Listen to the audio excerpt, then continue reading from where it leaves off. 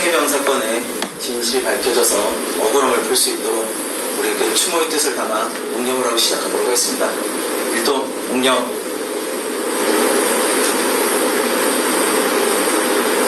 바로 자리에 앉아주시고.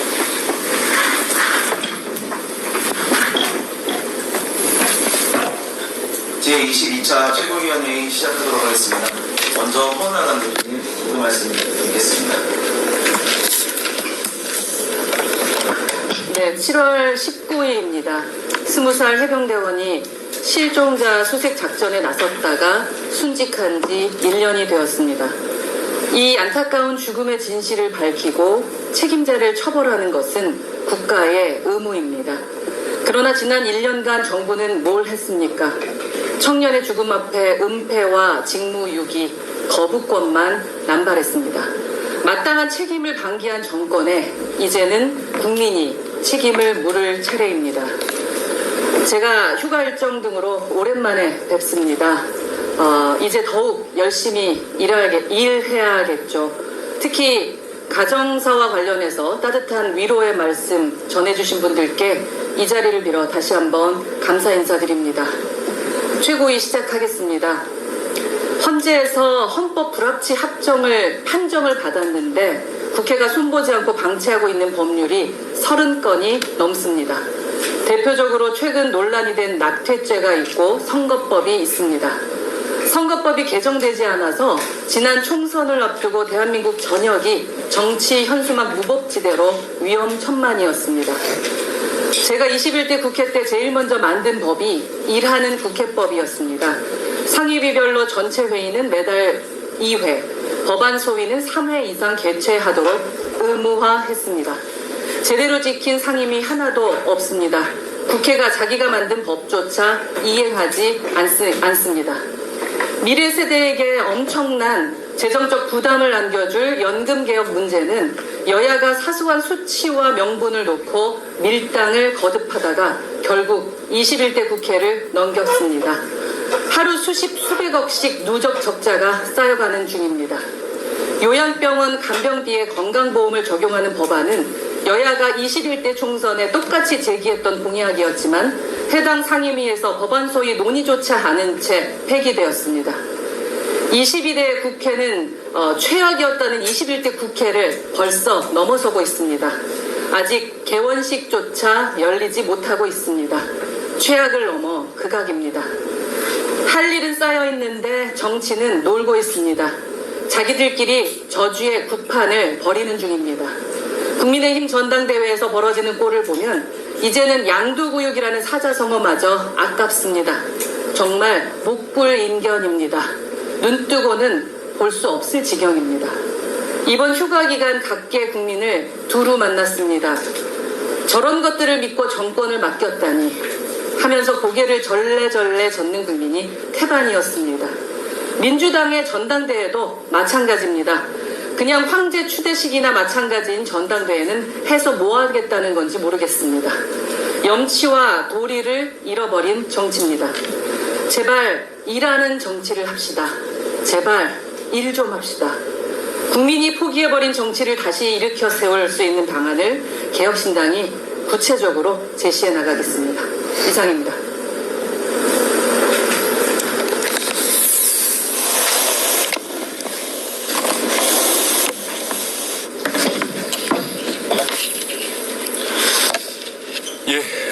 개혁신당 원내대표 천하람입니다. 오늘은 우리 최수근 해병의 순직 1주기가 되는 날입니다. 오늘만이라도 우리 정치권이 정쟁을 멈추고 최수근 해병의 진실 규명에 좀 힘쓰는 하루가 됐으면 좋겠습니다. 정말 최해병 특검법에 대해서 정쟁적으로 접근하거나 조건을 달지 않았으면 좋겠습니다.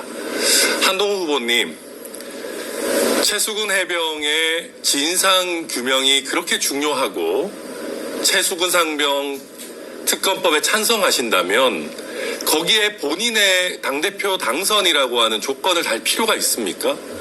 왜 우리가 안타까운 우리 장병의 희생에 대해서 그 진상을 밝히는 것을 거기에 대해서 왜 정치적 조건을 달아야 됩니까? 그 말씀하신 최상병 특검법 찬성 의견이 정말 진정한 것이라면 지금이라도 빨리 시작합시다. 친한계 의원들 좀 설득합시다. 일주기 이렇게 무의미하게 흘려보내서는 안 됩니다. 더불어민주당도 마찬가지입니다. 특검 추천 제3자가 하면 좀 어떻습니까? 특검을 하고 진상을 규명하는 것이 본질적으로 중요한 일입니다. 심지어 조국 혁신당마저도 본인들의 특검 추천 권한을 내려놓겠다고 하고 있는 마당입니다. 정말 더불어민주당이 우리 최수근 해병의 안타까운 희생을 정략적으로 이용하려고 하는 것이 아니라 제대로 진실을 규명하려는 진정성이 있다면 이제는 양보 좀 합시다. 앞으로 조금씩은 나아가야 되지 않겠습니까? 계속해서 국회는 통과시키고 또 대통령 거부권 쓰는 이 의미 없는 쳇바퀴 오늘 일주기를 맞아서 꼭 조속히 끝내야 된다라는 말씀 한번 드립니다. 그리고 우리 최상병 일주기에 국회에서는 또 탄핵 청원 청문회를 연다고 합니다. 여기서 조금의 실마리가 나오고 의미 있는 논의가 일어나기를 바라지만은 아마 슬프게도 여야의 정말 정치적 공방만 오고 갈 것으로 예상이 됩니다.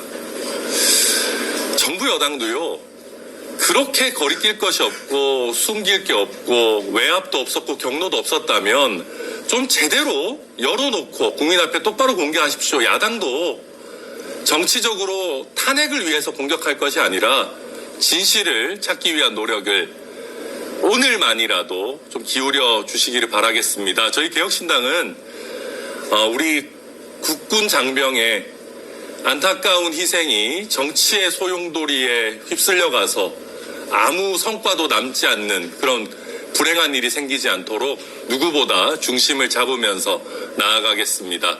다시 한번 우리 최수근 해병의 명복을 빕니다.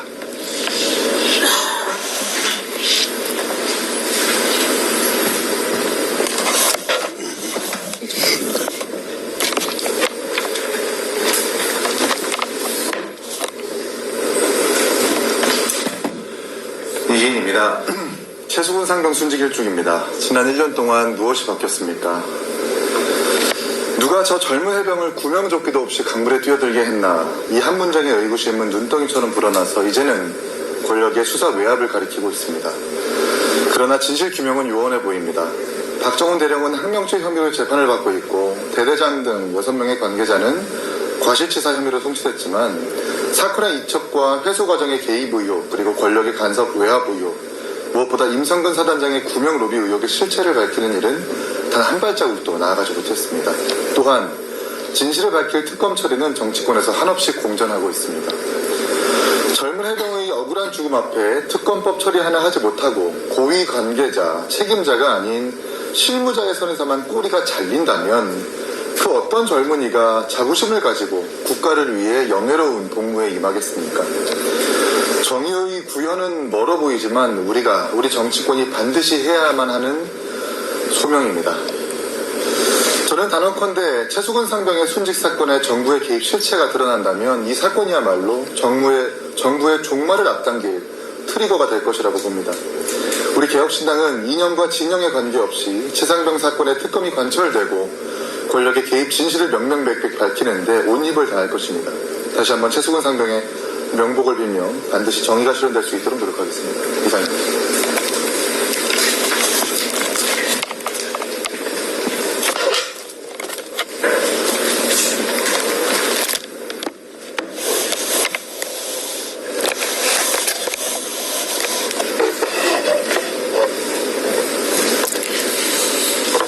국민 이름으로 명합니다. 더불어민주당은 더 이상 진보 정당을 참칭하지 마십시오. 세상 천지 어느 진보 정당이 상위 5% 안에 드는 부자들 세금 깎아주자는 소리를 한답니까? 이 나라의 90%가 넘는 국민들은 평생 종부세가 뭔지도 모르고 세상을 살아갑니다. 종부세가 뭔지 알게 된 서민 중에는 제발 살면서 종부세 한번 내보는 게 소원이라고 얘기하는 사람들도 많습니다. 5천만 명 넘는 국민 중 50만 명도 내지 않는 그것도 100만 원 이상 내는 사람의 숫자는 채 10만 명도 되지 않는 우리 사회 1% 초부자들의 세금 논쟁을 하루하루 먹고 사는 게 전쟁인 서민들까지 매일 보고 들으며 스트레스를 받아야 하는 이 더럽고 서러운 세상. 이런 기층민들의 심정과 처지를 대변하고 사회적 경제적으로 더 배려하여 정글 자본주의의 폐해를 조금이라도 줄여보겠다고 생긴 게 바로 진보정당입니다.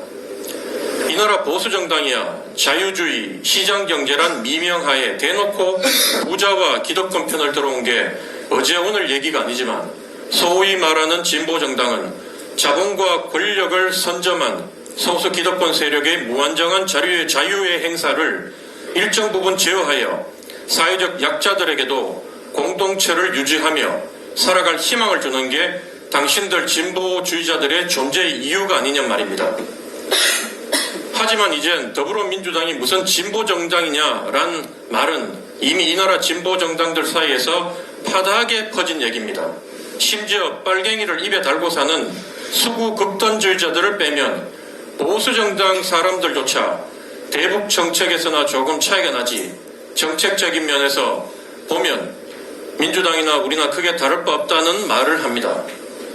이런 세태를 반영하듯 최근에는 이재명, 박찬대 등 민주당 지도부가 종부세와 금투세 개편 이슈를 끄집어내어 세간의 주목을 받는 모습까지 보게 됩니다. 이를 두고 정치권에서는 이재명 전 대표의 중도 확장 전략에서 비롯된 것이라 분석합니다. 총선 때는 가끔 이 당 저당의 표를 나눠주기도 하지만 대통령 선거 때 전라도와 경상도는 하늘이 두 쪽 나도 각각 민주당과 국민의힘에게 압도적인 표를 몰아주니 중도층이 가장 많고 종부세 내는 사람들의 70% 이상이 몰려있는 수도권 입맛에 맞춰 다음 대선에서 승부를 보겠다는 의도로 읽힙니다. 그 말인즉슨 이재명이란 정치인에게 가장 중요한 정치 철학은 오로지 대선에서 이기는 것이지 진보정당을 표방해온 더불어민주당의 전통적 이념과 가치 따위는 안중에도 없다는 소리입니다. 입으로는 김대중 노무현 정신, 서민과 약자를 핏대 세워 외치지만 하는 행태는 자신들이 부자정당, 기득권정당이라고 그렇게 욕하고 조롱해온 구태 수구정당과 별반 차이가 없는 게 2024년의 저 거대 야당 이재명당의 본질입니다. 이처럼 진보정당이 입으로만 서민 약자를 외치며 수구와 기득권화 되어가는 동안 가진 자와 그렇지 못한 자의 소득 격차는 더욱 벌어져 소득 최상위 20%와 최하위 20%의 격차가 이미 10배 이상으로 벌어지며 역대 최고치를 찍었습니다.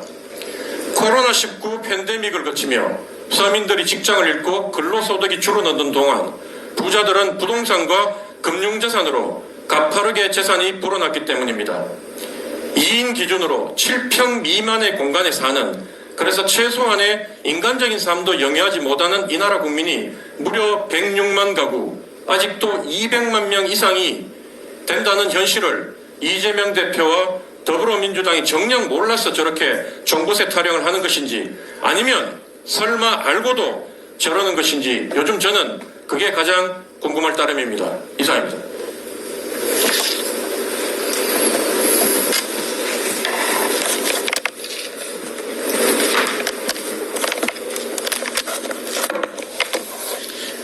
네, 조수균입니다. 약 한 달 전 산청 체험학습을 떠난 생후 19개월 된 여아가 어린이집 버스에 치여 숨지는 안타까운 사고가 있었습니다.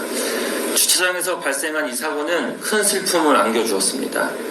정부와 지자체는 어린이집 안전사고 예방을 위해 제도적 개선을 해야 하지만 과연 예방 프로그램만으로 충분할까요?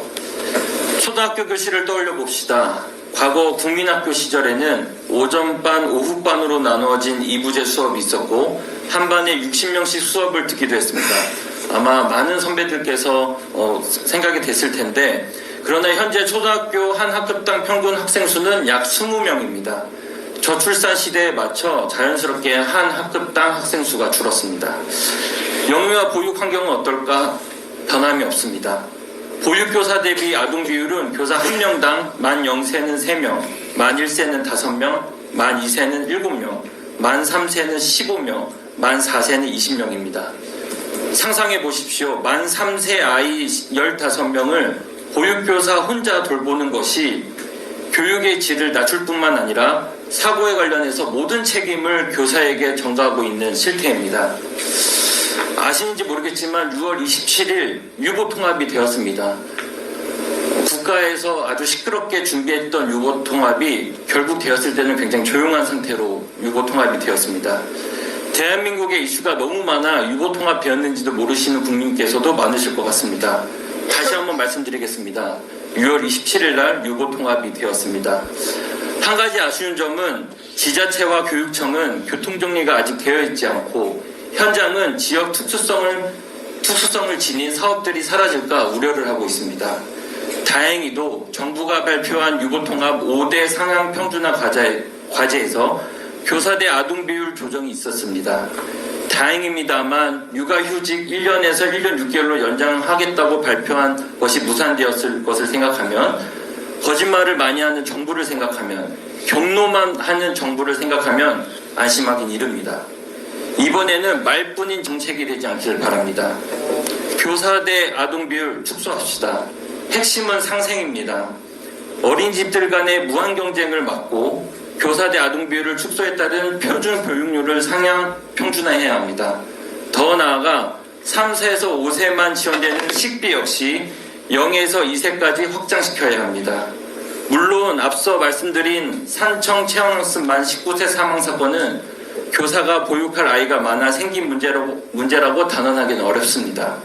저출산 시대에 맞춰 우리 아이들에게 안전한 보육 환경과 질 좋은 교육을 받도록 해줘야 합니다. 한 아이가 소중합니다. 보육교사에게만 모든 짐을 짊어지게 해서는 안 됩니다. 우리 아이의 오늘보다 더 나은 미래를 정치권에서 보장해줘야 합니다. 감사합니다.